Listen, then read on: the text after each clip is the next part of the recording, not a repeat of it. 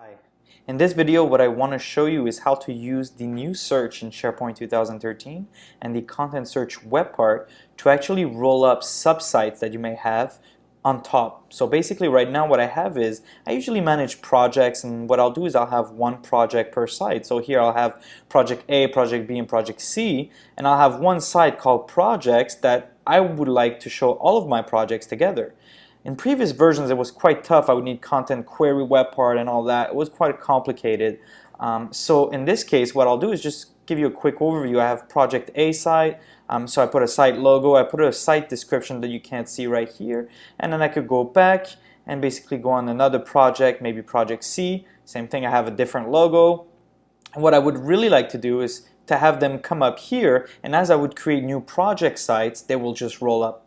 So for this, we're going to use the content search web part. It's a new web part in SharePoint 2013. I'm going to click on Insert, add a new web part, and here under Content Rollup, I'm going to go and grab Content Search.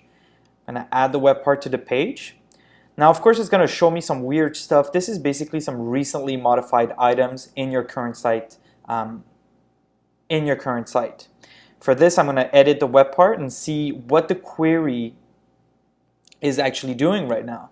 So by default, this new web part allows the power user, in this case me, to build my own query to tell the web part what I would like to search. So I'll click on Change Query. And over here we have a simple query builder. I could limit to a specific URL, but what I really want to do is specify a list of sites. So I'm going to switch to Advanced mode, and I'm going to remove this part of the query that's saying to go under this URL, which is where my SharePoint site is right now, and to only show results that are documents or list items. So I'm going to delete that, and I'm going to say to limit my searches only to return sites. Now you can see the keyword is a content class. It's a bit technical, but you get the idea. And I'm going to say, well, I don't want all of the sites, because if you test the query, you'll see that it also includes my main project sites in the results.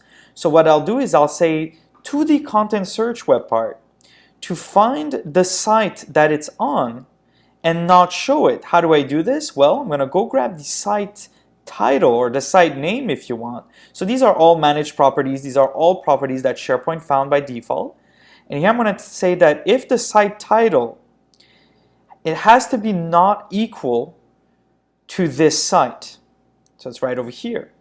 So let me explain what this means. It means that when I'm going to do the query on this content search web part, make sure that the site title that is returned is not the same as this site. This site is the site where we have the content search web part on. So I'll test the query quickly.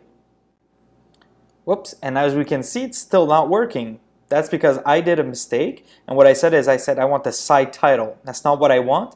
I want the site to not be equal to this site. So what I mean by that is that if you can look at my properties, you'll see that what I need is site and not site title. And I'm going to make sure that it's not equal to this site. And this time, if I do a test query, look at this over here, it should disappear. There we go. Now I'm only seeing my project A, B, and C in the results. So I'll click on OK. And then click on OK again. So now we see in the results that I have project A, B, and C, and I have the site description. So the site description is when you create a site, you can put the title, the URL, as well as the description. You can go change it afterwards in the site settings. So how did this appear? Well, if you look over here in the edit web part once again, this time I'm going to look in the property mappings.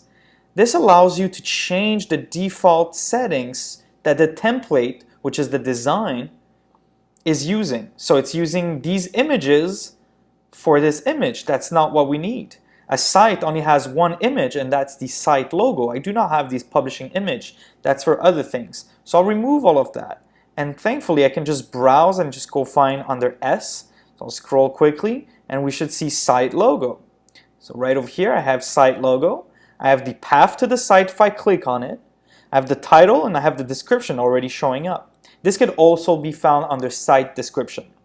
When I am done, simply click on OK. And now what do I have? I simply have a content search looking up for each of my sites, showing their logo and their description. If I click on one of them, it'll work just fine.